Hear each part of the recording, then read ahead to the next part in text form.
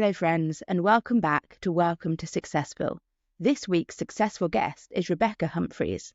If you're on Spotify, if you look where the artwork usually is, you'll see that every episode of Welcome to Successville so far is actually a video, so you can watch our chat in full if you'd rather a visual experience. And if you're listening anywhere else, you can also find the full video podcast on YouTube if you'd like to watch along. There are also transcripts for all of the episodes, which I'll link to in the show notes. I don't think I have any flags or warnings about this episode, so instead I'll introduce you to Rebecca. Hello, lovely listeners. It's me, your friend and host, Sophie Williams, and this is Welcome to Successville, the podcast where every week I speak to a different successful guest to ask what is success, how do you know when you've got it, and is it really all it's cracked up to be? This week, I am thrilled to be joined by Rebecca Humphries. Rebecca Humphries is an award-winning actress and Sunday Times best-selling author. As an actress, her credits include The Crown with Netflix, 10% with Amazon, and Friday Night Dinner with Channel 4. Her latest show, Piglets, is a new comedy from the makers of Green Wing and Smack the Pony and came out in July on ITV. Rebecca's book, Why Did You Stay?, became an instant Sunday Times bestseller. She's written for Vogue, The Guardian, Elle and The Observer. She's currently developing a feminist period drama with Audible and is writing her first novel. Rebecca, hello and welcome to Successville. Hello, I'm so happy to be here. Couldn't be happier. Thank you. I'm so happy to have you. So, like everyone does when they have amazing guests like you on whatever project they're working on, the first thing that always happens is you sit there and someone reads out your bio. That's right. And my first question is always, how does it feel to have your bio read out? Do you love it? Some people really enjoy having that sort of recognition, and some people find it really cringy. So for you, what's that like? I've never been asked that question before. The truth of the matter is I'm laughing because it's almost like white noise at this stage. There's probably some sort of, psychological reason why I just sit quietly with my mouth shut and just, like in The Simpsons when Homer's imagining like the little monkey going do do do do do do do do. That's me. That's what happens until someone goes, welcome, and then I sort of jump into life. If I really were to think about it, I'm sure I would feel quite proud. We're going to talk about some of the amazing things that you've achieved in your life and in your career, not all of your, but some of your successes. But before we do that, I always think that it's useful to go back to almost before the beginning, because I think so much of our attitudes to and our relationship with success is sort of formed as we are young people. That could be in our home, that could be through schooling. So I just wondered, what was young Beck's relationship to success like? Oh God, I mean, success was really important to young Rebecca. Very important. But success meant something completely different to me than it means now. Success at that time throughout school, probably from actually, when I was in year one and I was the first person in my class to be able to spell because, a 2-syllable word. I remember that. It was, success meant being the best, right? It meant being the best at something. And I couldn't get enough of it. It was wanting to be the best speller, and then that went to wanting to not just be in the netball team but be the captain of the netball team, and then I started playing sports, so like hockey and basketball and badminton, and I was in the school plays, and I needed to do really well in tests, and I just used a word there that actually is quite important, which is need. I had a need for it, as opposed to really seeking a lot of gratification from it. Because at school as well, when you're really good at stuff, there's almost a kind of anxiety and a panic that sets in that you're going to slip. And so actually, it wasn't so much about achievement. It was about maintaining this kind of level throughout my school career. And I definitely feel that in my adult life as well. I've worked really, really hard, in fact, to shake off this overachieving need. Yeah, I've really worked hard to shake that off. I mean, a lot of that has to do as well with when I was a young person. A lot of that had to do with like acknowledgement from my parents, from people who I deemed to be important to get noticed and to be seen and heard, really. It doesn't take a rocket scientist to figure out that someone who became an actress had a need to be seen and heard, you know? I mean, that or a stand-up comedian, maybe those were your options. Well, I did a bit of that as well, yeah. I really want to talk actually about that time at drama school, because I think we have lots of cultural imaginations about drama school, and, you know, we've all seen Fame and here's where you start paying in sweat and leg warmers and all of that. But I think drama school is actually a quite different environment to a lot of people's university experiences. And I think that's maybe because the career of acting is quite different to lots of other professions. I would love to talk about my drama school experience because it's weird and it's something that you normalise. When, like, everyone who goes to drama school, you know, throughout your career, most of the people that you're interacting with in your career are people that went to drama school, and we normalise what went on to such a massive extent that actually it's a pleasure to talk about it to people who are like, you did what? So I was 19 when I went to drama school. I didn't get in on my first year auditioning to drama school. And I think that actually taught me a big lesson, to be honest, because I was turning up to all of these institutions trying to be what it was that I thought they wanted me to be.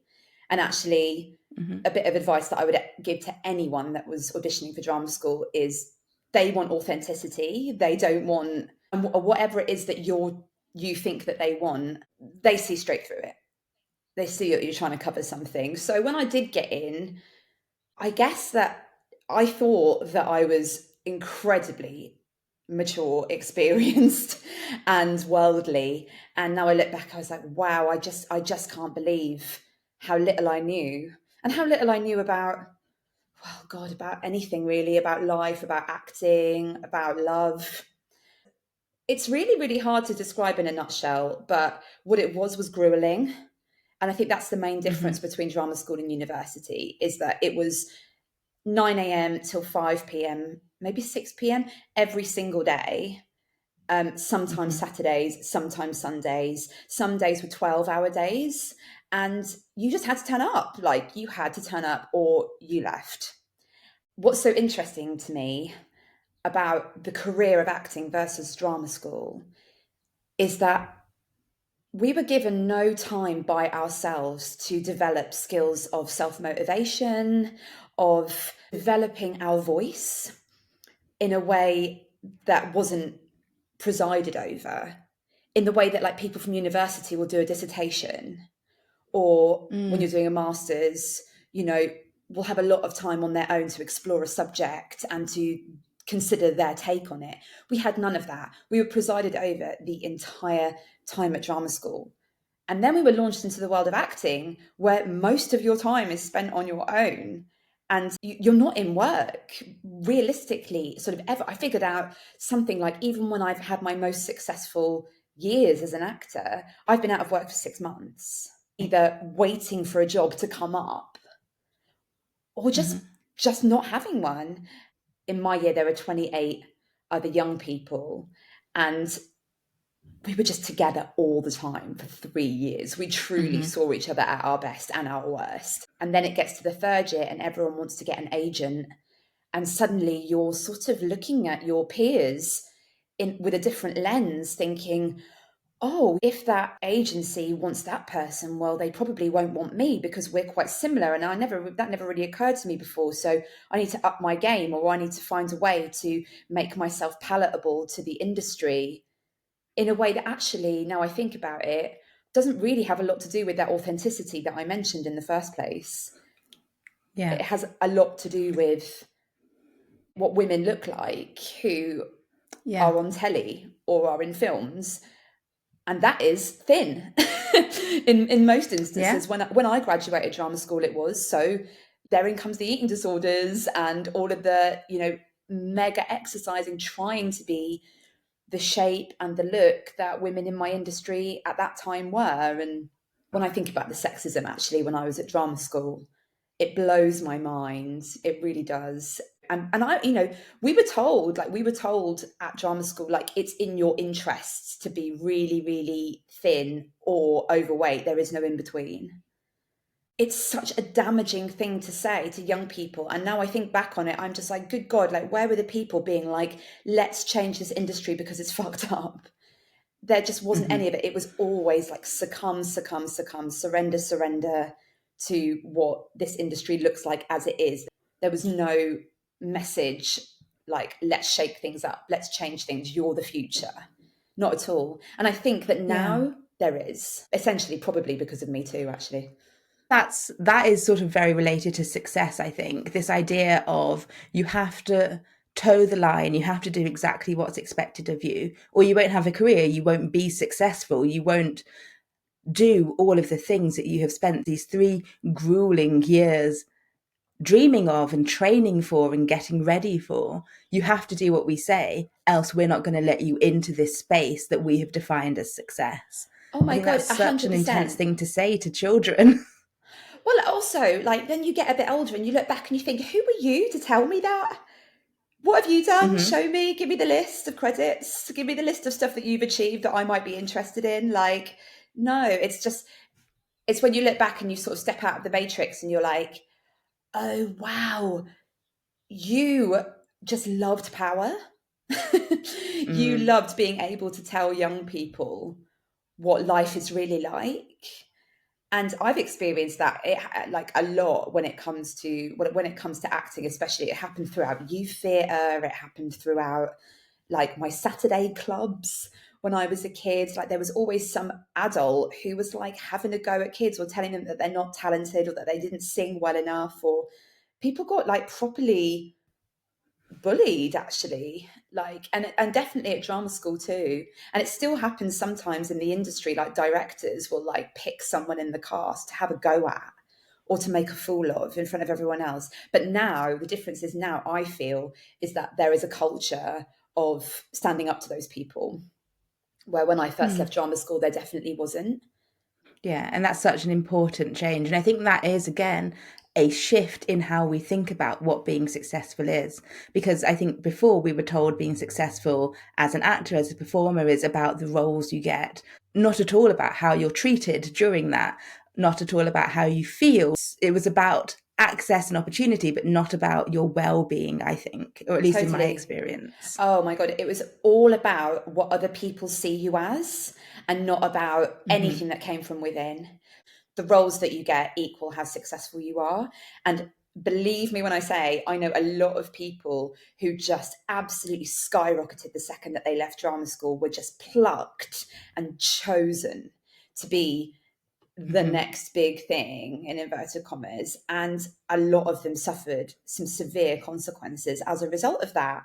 And, you know, it was such a funny thing. Like, when I was younger and in my career, I always was like, oh, the universe is against me because I'm knocking on these doors that just are not opening, and I want what they've got. And how come I'm not Emilia Clarke? You know, how come I didn't get just like plucked from Drama Centre in my final year and became the biggest celebrity on the planet?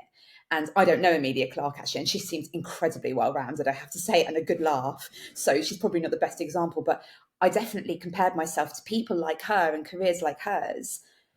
But I know people who've had careers like hers, and over the years, it's been incredibly difficult because they were chosen before they knew themselves and before they knew what happiness looked like and contentment looked like. And they will always equate success to getting big jobs and making loads of money. And that's just not always going to happen. Like, that's just not going to happen throughout any actor's career. There's always a stretch where it's someone else's turn. And so now I know, oh, the universe was always working for me, because trust me when I say, if I had gotten famous when I just left drama school age 23, it would have been a disaster, an unmitigated disaster, because I needed to do the work before. I needed to know myself before that happened. We've spoken about summer school and how that feels and the uniqueness of that environment, and how they're trying in some ways, good and bad, to get you ready for this world of professional work. And as people would have heard in your bio, in your credits at the top, you have some incredible creds, not least having been in The Crown, one of, the most successful, most prestigious shows on TV. And you've just worked with the amazing teams behind the incredible shows Green Wing and Smack the Pony. I grew up absolutely obsessed with Green Wing, watching it on repeat Me too. All of the time. So having gone through all of that training and then stepped into your career, how does it feel to be in these big cultural icons, things like The Crown? Wow. It took me a long time and a lot of work, like working in theatre for 400 quid a week, not being able to pay my rent even when I was in work. It took, like, I paid in sweat. I did the fame thing, like I probably did all of that before shows like that came along. And I'd already auditioned for The Crown once before and hadn't got the part, and then they got me back in for Carol Thatcher. And by the time that I stepped onto that set, don't get me wrong, like, it was still completely amazing and overwhelming. The thing that was incredible about The Crown is that absolutely everyone who works on that set, from the people in front of the camera, the people behind the camera, the people in wardrobe, the people in makeup, everyone is on the top of their game. The way that I remember the experience of being on The Crown is what a privilege it was to get to work with people who were so good at their jobs. It creates an environment that means that absolutely everyone can fly, and they do. So that was a real joy. So the first thing that I hear when someone says to me, "You're in The Crown, how amazing," is the inner saboteur going, "Well, you're only in 2 episodes." That's the first thing that I hear. And I do have to kind of brush that aside and go, you need to chill out, because actually it was amazing. And it's sort of irrelevant in a way how much you were in The Crown, because my experience of The Crown, like, no one can take that away. And I get asked quite a lot to audition for roles that are small roles, but that are playing opposite huge stars. So I get asked quite a lot to do that. And I know that that's because I'm really, really good at doing my freaking out in private. So when faced with Gillian Anderson, I will be like an absolute professional. And I have learned to do that throughout all of my years working in a theatre, where you'll be in a green room and someone will be like, "Oh, come and meet my friend," and you'll sit down and it's Judi Dench. And you have to be like, casual. "Hi." Yeah. And you're like, you have to be like, be cool, because we're both working in the same theatre at the same time, and we're peers in this environment, And so I got really well trained at that. So now I go to a read through of The Crown that's very private, intimate read through, because we're only reading through like a couple of scenes from various episodes. And it's me, Gillian Anderson, Olivia Colman, Emma Corrin, Josh O'Connor, and that's it.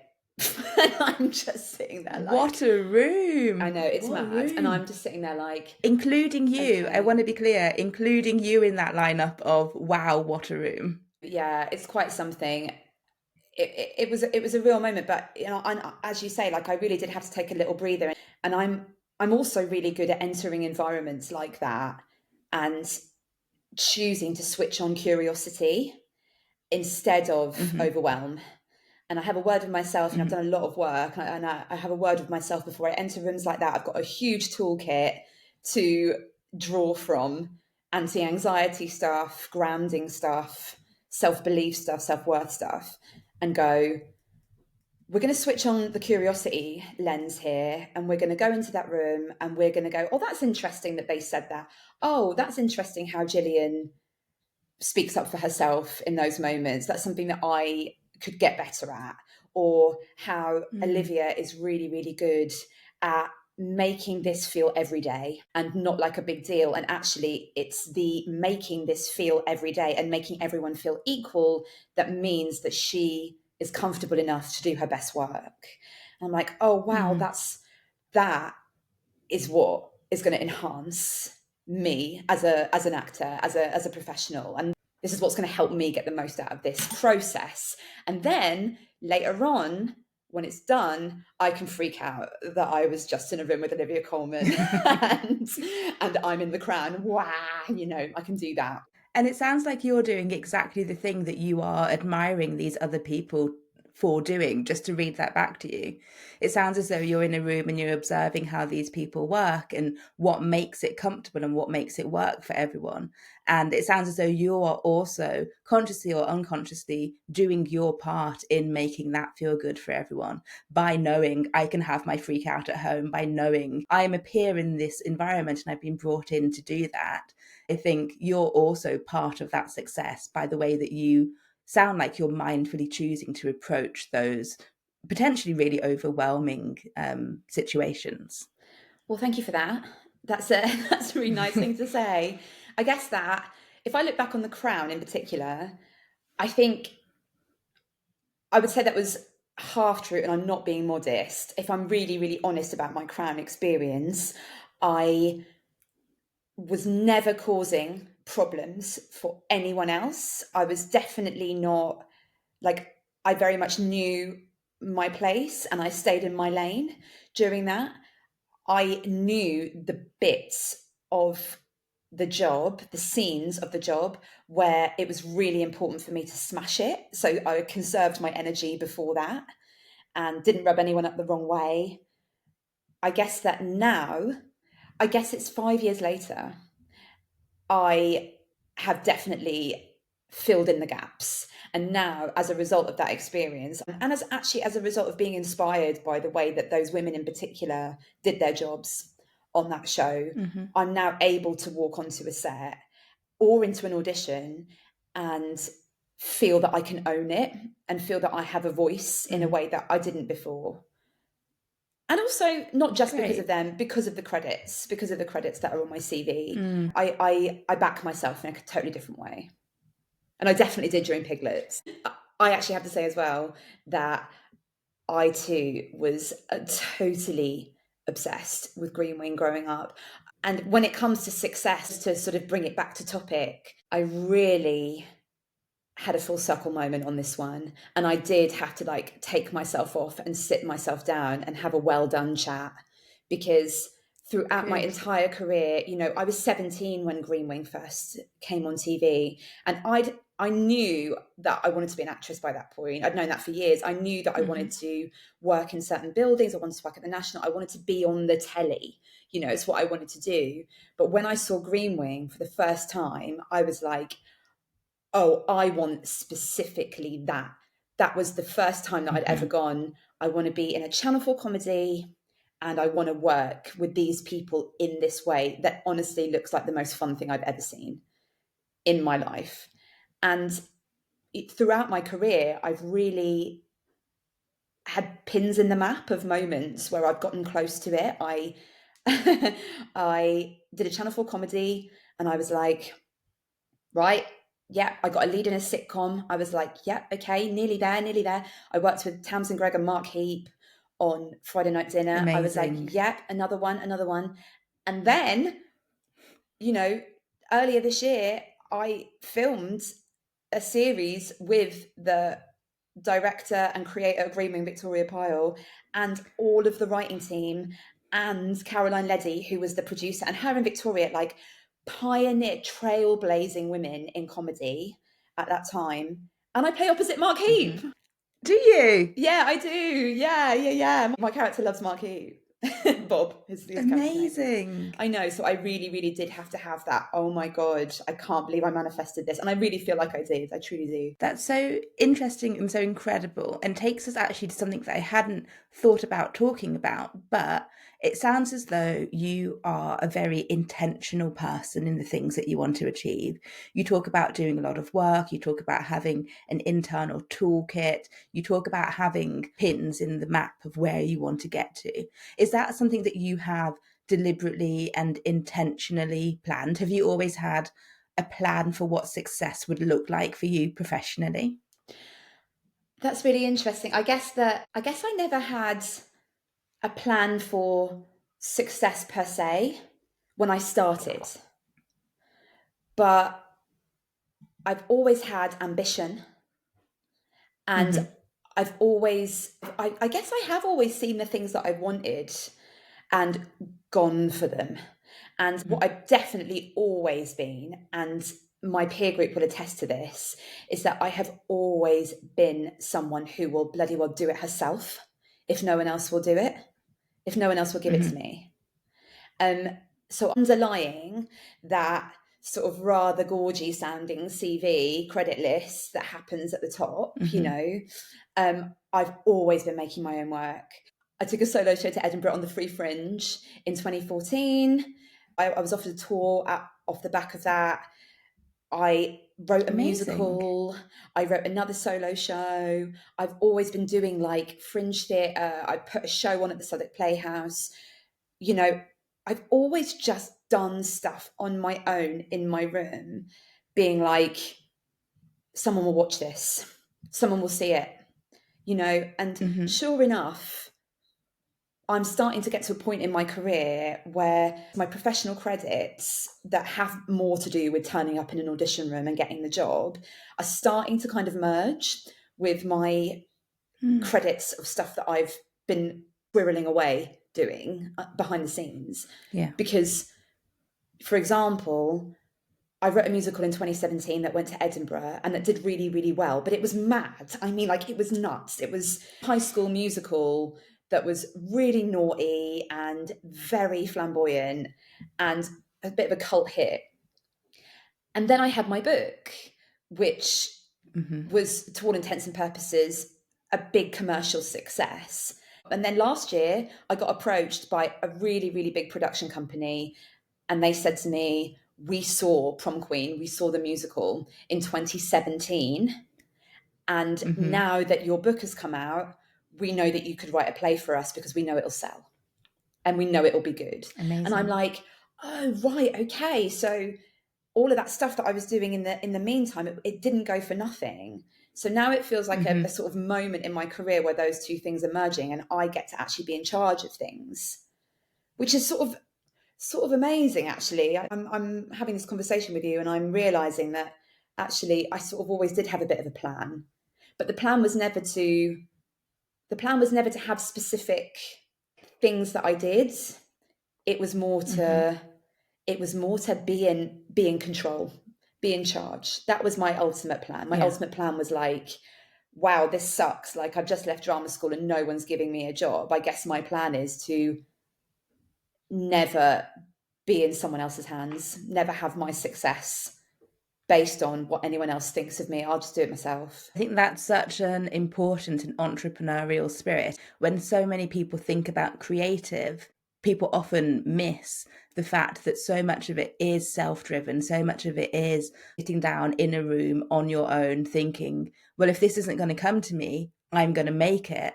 And then you have to think, well, what is it that I'm going to make? And that's sort of a challenge in itself, but an exciting one. You've mentioned it a little bit, but I'd love to talk about the fact that you are, in my eyes, an incredibly successful author. So Rebecca wrote a book called Why Did You Stay, which is about a relationship to yourself, I would say. And it's framed in a romantic relationship, but really it's about you learning, I don't know, is it fair to say learning sort of about the respect that you deserve? There's so much in it that it's actually just as hard for me to explain it as it is for anyone else to. But I think that you summed it up with the word respect. And for me, the book is an investigation. It's called Why Did You Stay? Because I had this relationship that was really emotionally abusive. And when any person, especially women, will know that when they leave a toxic relationship and they say that it was emotionally abusive or abusive in any way, you will get met with the question, if it was that bad, why did you stay? And rather than allow myself to sort of become enraged by that, again, it was the reframing it and choosing to see it through the lens of curiosity and going, well, I'll take that question at face value, because I think that's going to be quite useful for myself and for many, many others. And also, crucially, it was probably going to piss off the person who asked the question the most if I actually went, good question, let's have a think about that, rather than just be undermined. Yeah, let's sit down and talk about that. Which I think was their intention, was just to undermine me.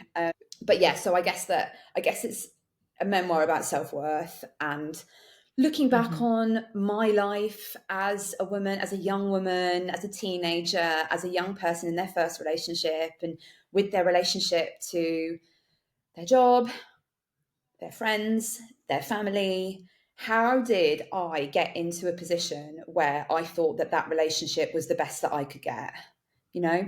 And it turns out that a lot of people relate to it. And I think part of why they relate to it is it's such a relatable story for so many people. And part of why people relate to it is because you are an incredible writer. So I didn't know you before I ordered this book. And when it arrived, it's chunky, right? She's a big book. She's a big girl. And it arrived, and she is. And I was a bit intimidated when it arrived, but I read it in basically 2 or 3 sittings, which is quick for a book that size, but it's because you write so beautifully and so engagingly. And then I was like, I want to be friends with this person. And now so this is a success story for me. Exactly, this is a success story for me. I've made you my friend. I've tricked you. But I do want to talk about this success because, as we said in the bio, it became an instant Sunday Times bestseller, which is something so many people, including me, really aim for. And we're told that that is the only version of success for a book. And you got it. And that's incredible.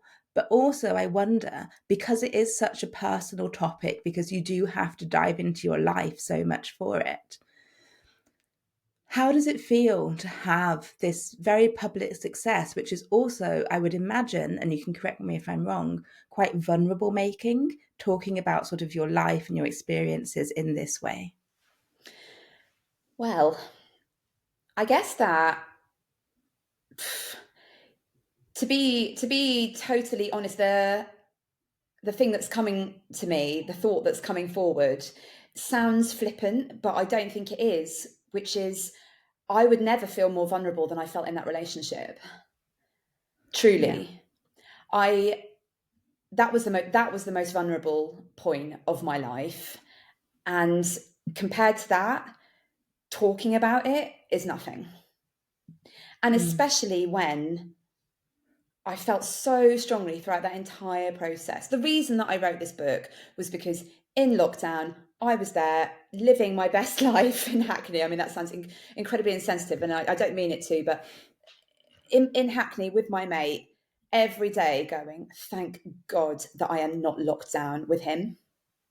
Thank God that I'm not still there. Oh, God.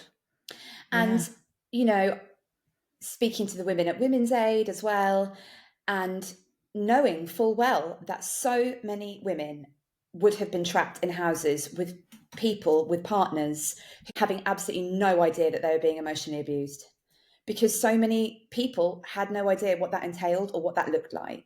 And I was like, why isn't there something that exists that people want to read that maybe doesn't actually have the word abuse on the cover?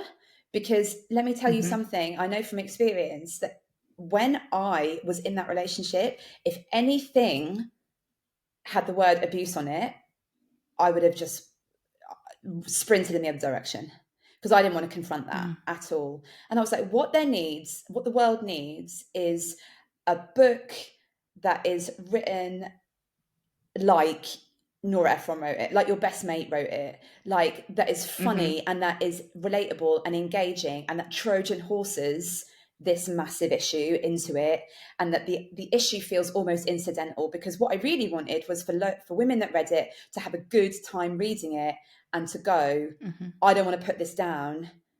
She's just like me. And maybe if I left, my life would be better as well. Yeah. Yeah, I've never experienced a relationship like the one that you're talking about in the book, and I'm very lucky and grateful and thankful for that. And I still felt as though I was having a conversation with my best mate. I still felt as though it taught me things and spoke in a way that I hadn't experienced before. And I hadn't thought about it, but I think from the outside, it's all well and good, and you're a best-selling author, and I'm very jealous of that fact. But I think your book has done something even more important than that, and I think it's helped people to reframe their ideas of what abuse is and what abuse can be. I think it's helped people to recognize and reframe things in ways that they maybe wouldn't have or hadn't up to that point. And one thing I really admired and appreciated around your book coming out and the conversations around it was you did do a lot of work with people like Women's Aid to make that book more than a book, to make that book a tool for people. And I wonder if that feels like a success for you as well. 100%. Yeah, it does.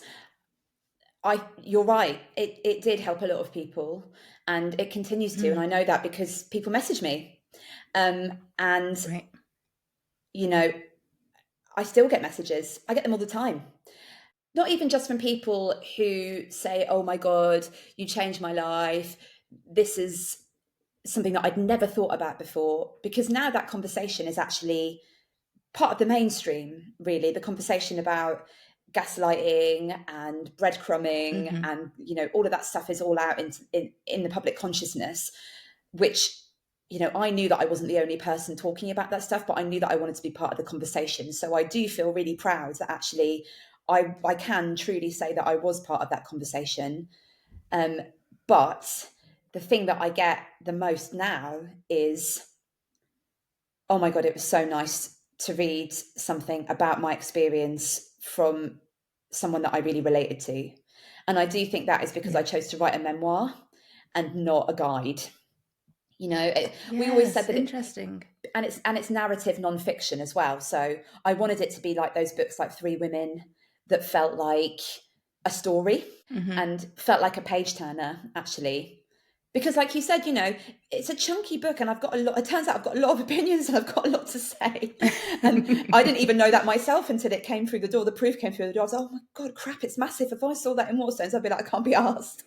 I think that has a lot to do with its success, and that has a lot to do with why people wanted to engage with it in the way that they wouldn't want to engage with a book that had a title like Gaslighting 101, Yeah.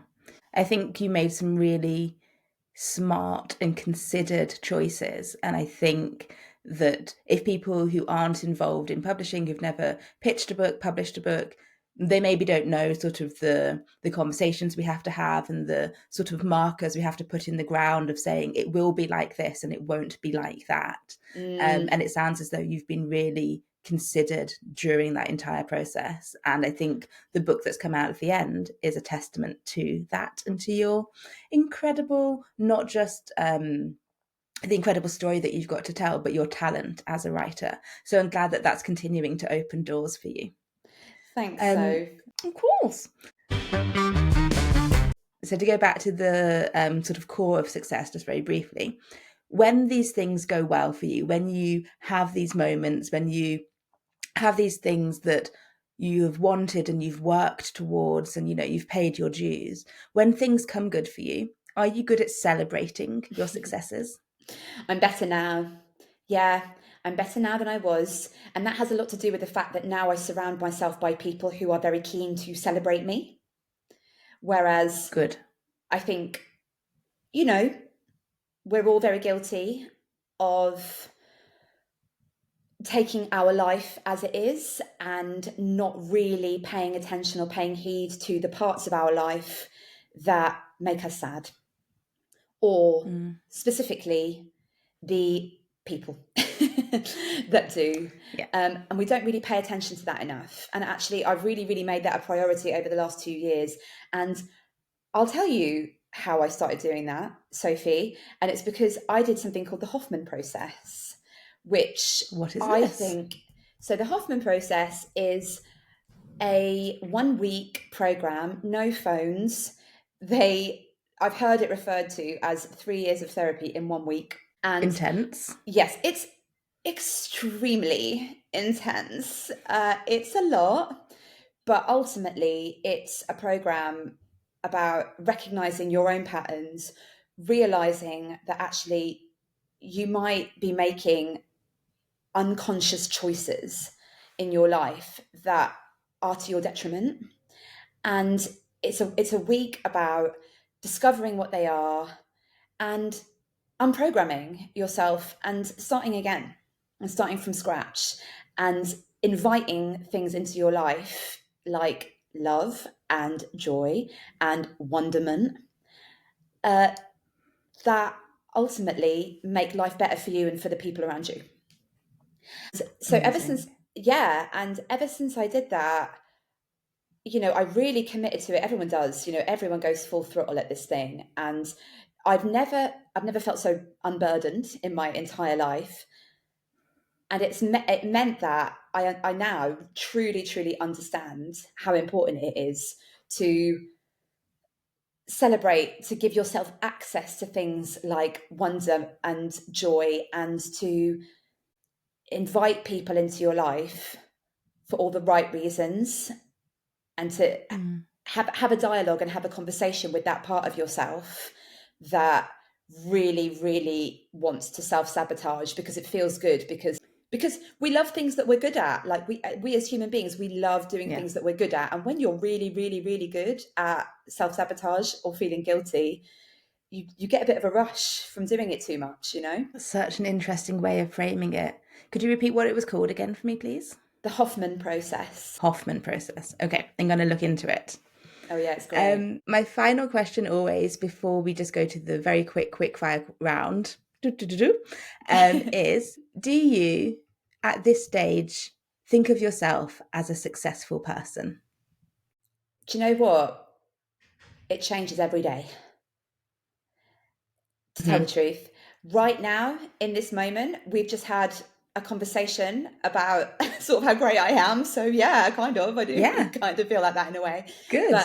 But I suppose that I spent a really, really long time confusing success and accomplishments. And they are two different things. That's why there's two different words.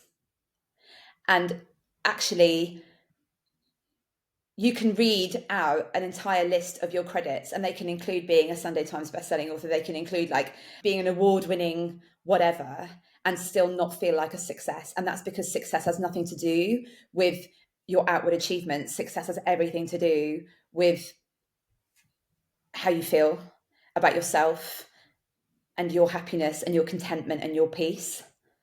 And for a really, really long time, I wanted anything other than peace. I wanted fireworks and pizzazz and showbiz. And what I didn't realize was that the higher you go, the lower you fall when it's not there. Right. And actually what I'm after in my life at the moment is something that feels a lot more consistent. And so, yeah, I'm getting there. I'm getting to that level of success in an everyday sense, but for now it comes and goes. I'm really pleased. I think you're a massive success, and I think you are a massive success because I think you are kind, and I think you are nice, and I think you are talented, and all of these things. Not to sound like, what's that terrible film, The Help? Not like, you're always smart. So not to be like that. Exactly. But no, yeah, I'm glad that at this stage you think you are successful, because I think so too. And I'm glad that you are feeling that. So we always wrap up with just a very quick fire round. And I'm going to answer the first question alongside you, and then I'm going to leave you to do the rest on your own. So the quick fire round. So the first question is, what is your secret success? It's something that you're proud of, but will never make it onto your bio or onto your CV. So, for example, I have really good boundaries. I'm not afraid to say no to pretty much anything or anyone. And that's a success for me. Oh, that is really good. That is a really good one, because I have to say that I've gotten really good at that as well over the last couple of years. I'm really sick at karaoke, like, because I'm really good at choosing the song that the room needs. A real talent. I love that. Because some people like at karaoke, like they pick songs that they like, and I'm like, no, you need to change the energy of the room. That defines a good karaoke performance, even if you're not that good at singing it. Like, that's what defines that. So yeah, I'm very good at that. Perfect. I love that.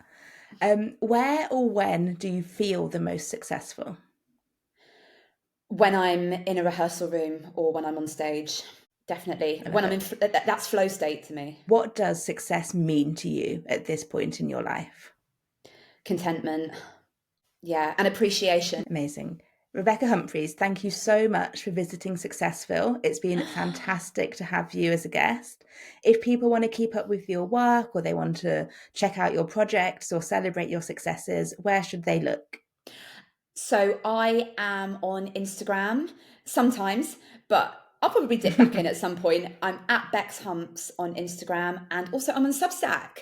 I run a Substack called The Trowel, and me and my pal Claire run that together and have a really good laugh over there. And that's way more community based. So that's good fun. Brilliant.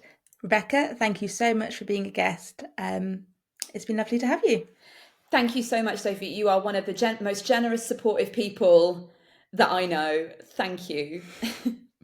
Oh, thank you. That was the wonderful Rebecca Humphries. And that's the end of the 3rd episode of Welcome to Successville. Thank you so much for listening and for dropping in to Successville. I'm putting links to Rebecca's book, her Substack, The Trowel, and to the Hoffman process, which she mentioned in the show notes, if you want to spend more time with Rebecca. If you want to spend more time with me as well, you can also find me on Instagram at Sophie Williams Official, and that's where you can also send me a voice note if you'd like to share your own thoughts or feelings about success, or if you just want someone to celebrate a win with. I'm just getting started on planning season 2, and this way you can be a part of it as well. If email is more your thing, you can also email on welcometosuccessville@gmail.com. So that's either at Sophie Williams Official on Instagram or welcometosuccessville@gmail.com if you don't want to worry about your voice message being cut off at 60 seconds.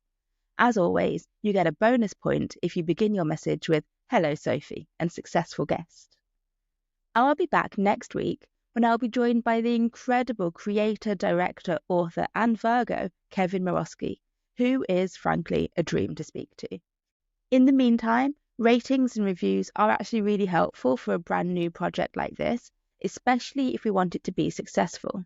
So if you are able to rate or review it wherever you're listening and tell a friend, I'd really appreciate that. And then I'll see you next week, lovely listeners.